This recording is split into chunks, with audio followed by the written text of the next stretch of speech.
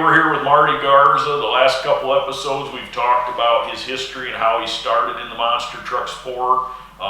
At the end of last episode, we started to talk a little bit about the devastating fire, where basically your dream was lost. All the monster trucks were lost. I mean, it kind of set me off on another trail because I lost a job. And you know, so tell us a little bit about how you rebuilt from that. Yeah, that was obviously a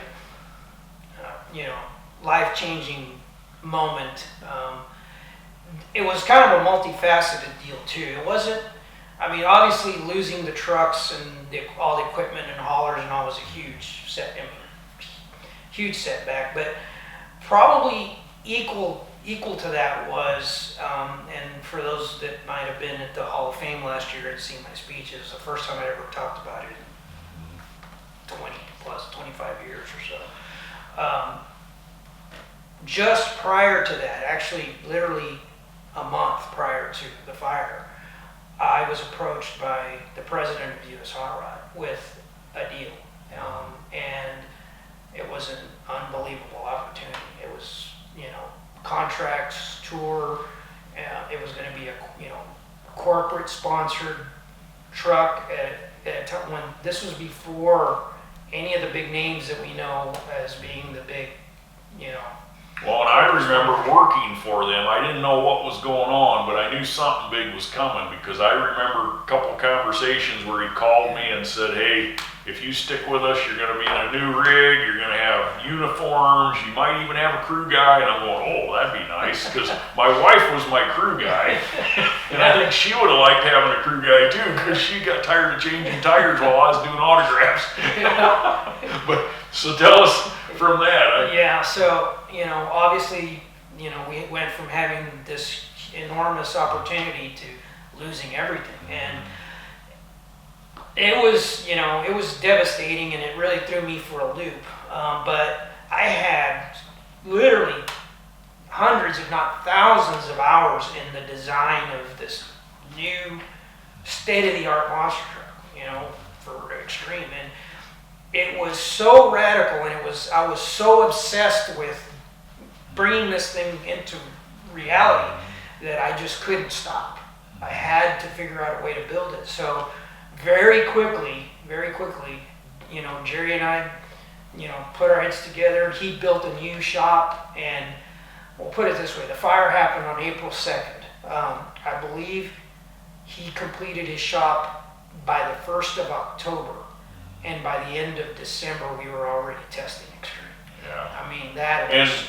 And I remember rumors too that, there was people that said, oh, they burnt the shop down for the insurance money. Well, there was no insurance money, was there? No. I mean, it was a devastating, it was just a horrible, I remember getting the phone call from Jerry the next day, and I mean, it was just, made you sit down and go, wow. I mean, yeah, in hindsight, it's sometimes it's hard to understand, things when they go wrong at the time and all, but it's all part of I think it's all part of the plan. Ultimately today I could say, well, we came out, we're better for it today because of the learning experience and all, but it was obviously, a very devastating, it had a devastating effect on my life for quite a long time. Yeah. And then coming back, and then here's the other thing, the other aspect that I didn't touch on, I guess, in my speech or anything, but Extreme was so radical that it had a lot of teething pains. It took a lot of development to get it to work properly, and as a result, it was kind of like a money-eating machine. That thing, it was so sophisticated, it took a lot of money just to keep it running. And then running at the level we were trying to run at, I mean, that thing started winning immediately. It was really, even hurt, the truck would win events. I mean, the thing was really, really fast in a straight line drag race.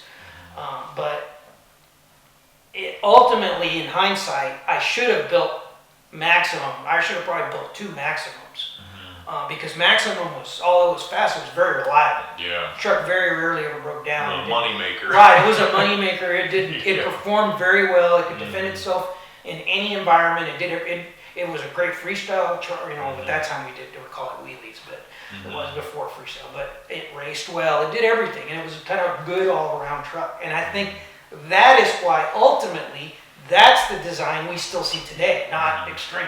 Yeah. Extreme was very, very racing specific, and if we were still racing today, you might see things evolve in that direction. But as a result, it was the concept of the low engine placement, centrally mounted, asymmetrical drivetrain with the two-piece drive shaft. That is the platform that we see today. 95% of the trucks we see today follow that pattern. So then, how long was it then that you ran that truck? I mean, you had Jerry primarily driving it, and then Right, Jerry was driving it. We were doing well. We were we're on a good tour, but I think a lot of maybe what kind of got us off the rails was we ran ourselves into the ground. We worked so hard to get that truck done, and then to get it at the events and try to work through the bugs and all that, we just burned ourselves out. And we kind of got to the point where we just needed to step away from it. We both needed to. We just needed to step away from it for a little while. And I still wanted to race, but I didn't want to have to deal with it on a daily basis. I was getting busier with my businesses at home and all. So that was when, I'd been friends with Kirk Dabney for years too. And, it's funny, we were all kind of this family. All these names that you hear, we were just all a very lot of good it friends. was the Thunder Nationals, Right, and I've had people tell me, oh, the Thunder National, but it was like a family. Yeah, we always helped each other out, and it's so different today. It's not the same environment. We literally were friends on and off the track. We helped each other. We hung out with each other, even not at the shows. It's just the way we always were. And Kirk had always been when the fire occurred, the first phone call I got was from Kirk Dabney, and he's like, anything you need. He goes, you're not quitting. I'm not going to let you quit. He goes, if you need my trucks, put your name on my trucks. You can run them. Whatever you got to do to get back on your feet. So when the time came that I said I'm going to put the truck up for sale or the team up for sale, Kirk was the first one I thought of, because I felt like I sort of owed him something because of our friendship, and we, and it also allowed me to continue to be involved still. I could still crew chief and go to the race on the Penda series and all, but I didn't have to deal with the day-to-day operation of it. All right, well, this was a good stopping point. Next episode, we're gonna talk about current stuff with Team Overkill and with what Marty's doing now with his book.